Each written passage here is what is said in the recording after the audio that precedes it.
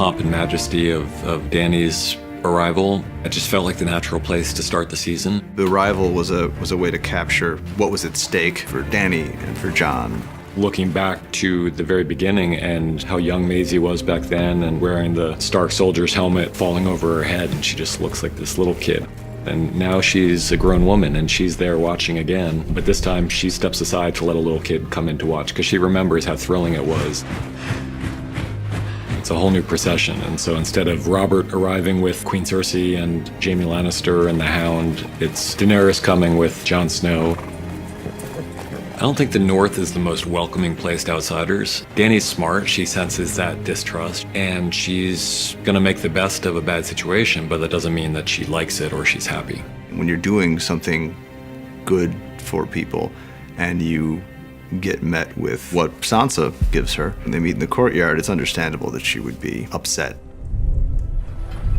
We've been with these characters on a pretty regular basis all the time for the past however many years. The fact that they're coming back together again for the first time means more to them than it may mean to us. The Lady of Winterfell has a nice ring to it. So does Hand of the Queen. Depending on the Queen, I suppose.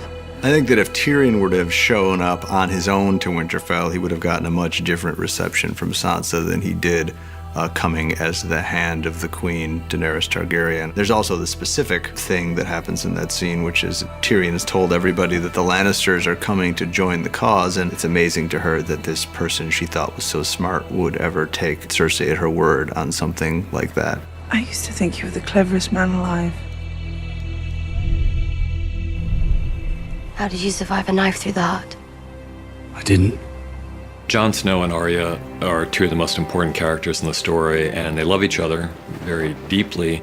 Arya was the only one who treated Jon like a real member of the family when he was a child, and he was the only one who treated her with the respect that she needed when she was a kid. Jon has invited this huge army of foreigners into their home, and Arya understands why he did it, but Arya's on Sansa's side. But you're defending her. I'm defending our family. So is she. I'm her family too. Don't forget that. Blood is definitely thicker than water when it comes to Starks. Go on. I don't know how to ride a dragon.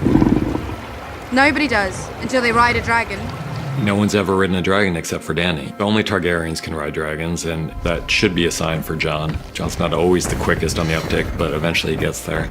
We wanted to kind of re-anchor their relationship. It seemed important for it to involve the dragons, since the dragons play such an important role. It's a major thing for her when she sees they have some kind of connection to him. They allow him to be around them. Then when he flies up with her and shows her where he used to hunt as a kid, I think she falls even farther in love with him.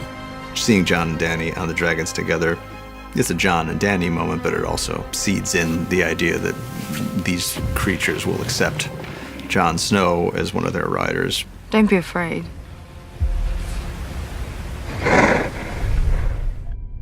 One of the challenges, but also one of the exciting things about this episode, this whole season, is bringing together characters who have never met. Sam has long been one of the more important characters in this story, but he's never seen Queen Daenerys, and yet they're connected by various threads. The obvious one, which we know from the beginning of the scene, is Jorah. Sam saved him, and so Jorah owes Sam this great debt. What none of them realize until midway through the scene is that they have another horrible connection. There are all these things that you know about those characters that the other characters don't know, and some of them are very important. Dany murdered Samwell's father and brother. That's a really complicated thing for Sam because he had a really fraught relationship with his father. You know, Sam's older brother was not a bad person and died really quite bravely, standing by his father's side. John Bradley did an excellent job. The difference between the way he takes the news of his father's death and the way he takes the news of his brother's death, it was a subtle thing that he does with very few words. It's the kind of thing that he could find out in a number of different ways, but it seemed like an effective preamble and way into that later moment. Daenerys. She executed my father and brother. I've executed men who disobeyed me. You've also spared men. Thousands of wildlings when they refused to kneel. I wasn't a king. But you were. The fact that Jon's real parents were who Jon's real parents were is not news to us at this point, but what we don't know is the way that Jon is going to take this. How's the explosion going to look? Sam, as a brother of the Night's Watch, and Jon are more brothers than Bran and Jon ever really were. He knows it's going to hurt Jon, and it's going to shatter his whole worldview. For all they know, the Army of the Dead could attack the next day, and someone has to tell Jon before that. He's being told something that he both knows is true and can't handle. So he tries to throw things in front of it to prevent him from having to deal with the truth of what he's being told. The thing he throws in front of it here is the fact that it means his father was lying to him his whole life. You've never been a bastard. You are true heir to the Iron Throne. The truth that Samwell tells Jon is probably the most incendiary fact in the entire world of the show. We chose to play the whole thing on Jon's face because as great a job as John Bradley is doing presenting this information, he's really just presenting information we know already. Daenerys is our queen. She shouldn't be. There's treason. It's the truth.